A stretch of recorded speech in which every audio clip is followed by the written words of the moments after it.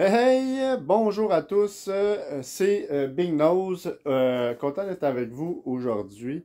L'analyse du match des Islanders contre le Lightning de Tampa Bay. Fait qu'on va en faire l'analyse, on va parler des statistiques, on va parler un petit peu de ce qui se passe en début de saison avec la formation.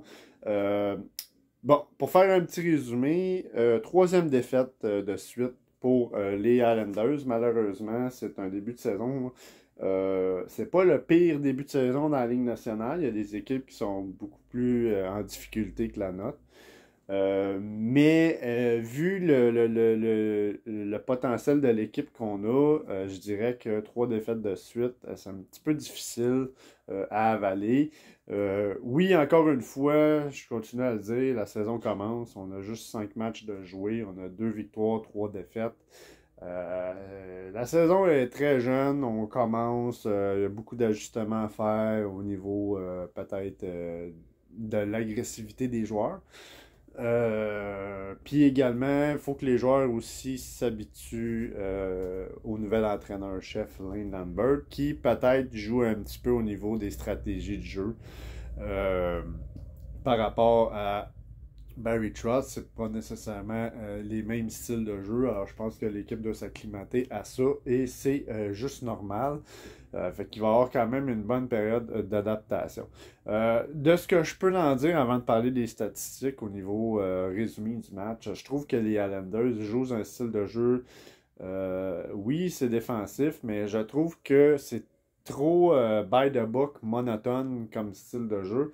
Je trouve qu'il n'y a pas vraiment de joueurs présentement qui sortent du lot, qui essaient de forcer le jeu pour créer quelque chose, essayer de créer une dynamique sur la patinoire. Et je pense que les joueurs sont trop ancrés dans leur position et dans leur style de jeu. Et je dis pas que c'est une mauvaise chose, au contraire, il faut quand même faut quand même que les joueurs respectent leur position.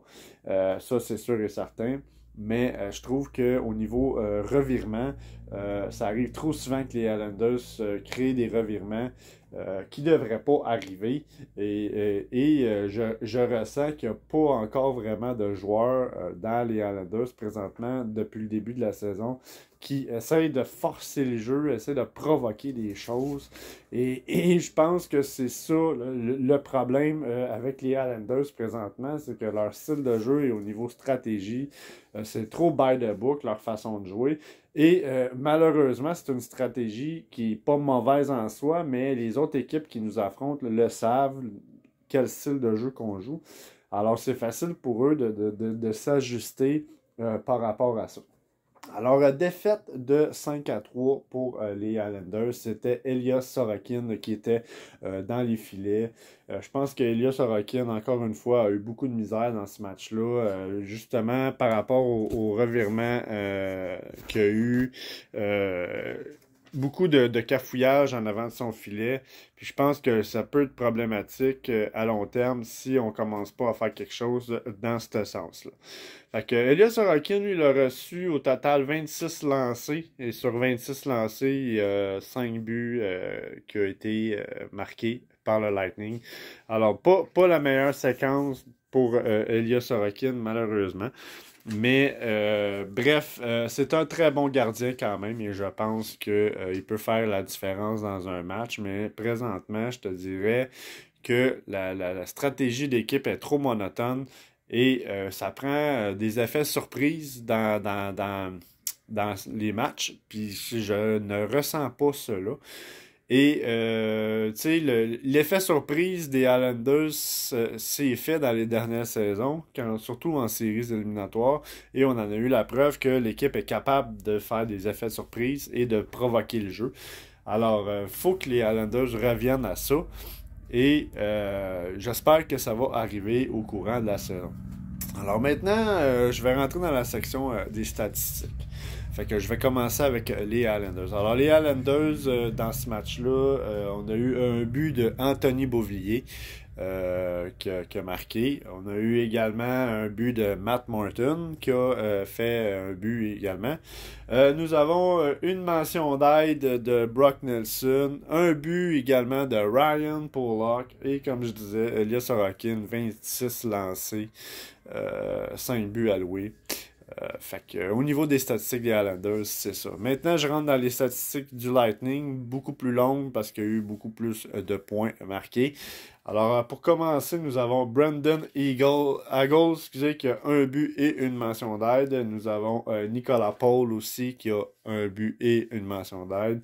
Brandon Point également, un but, une mention d'aide. Pierre-Édouard Bellemare avec une mention d'aide. Rose Colton avec une mention d'aide. Victor Hedman, une mention d'aide. Alexander Killorn, un but. Nous avons Patrick Maroon aussi qui a une mention d'aide et un but de Corey Perry et une mention d'aide de Sergachev. Et au niveau du gardien de but, ben, c'était Brian Elliott qui était dans les filets dans ce match-là. Il a reçu 35 lancés et sur 35 lancés, il a alloué seulement 3 buts. Alors quand même une meilleure moyenne d'efficacité que Elias Sorokin dans ce match-là. Fait qu'au niveau statistique, c'est ce que j'avais à en dire. Alors pour résumer le tout, j'espère juste que le style de jeu des Islanders va pas rester monotone tout le long de la saison et j'ai hâte de voir des joueurs créer l'effet surprise et créer et être plus agressif pour forcer le jeu parce que présentement je trouve qu'au niveau défensif au niveau offensif je veux dire il n'y a pas assez d'effet de surprise, il n'y a pas assez d'agressivité, il n'y a pas assez de joueurs qui forcent le jeu à part le quatrième trio, ce qui fait que depuis les 2-3 derniers matchs le quatrième trio a du succès au niveau du pointage parce que c'est la seule ligne d'intensité qui est capable de créer quelque chose parce que sinon je dirais que le reste des trios, je dis pas qu'ils sont en panne générale, mais il y a pas de choses qui se créent, malheureusement. Et chaque joueur est trop by the book sur leur style de jeu. Et je pense que c'est ça, en ce moment, qui nuit à la formation pour les derniers matchs qui ont été joués là, par les Islanders. Alors, c'est ce que j'avais à en dire pour le match du Lightning. Je vais être avec vous pour l'analyse du prochain match contre les Panthers de la Floride. Et j'espère que vous avez aimé la vidéo. Si c'est le cas, ne vous gênez pas à liker, commenter, partager ou vous abonner à la chaîne si ce n'est pas déjà fait. Merci de m'encourager et je vous dis à la prochaine pour l'analyse du prochain match. Alors, au revoir.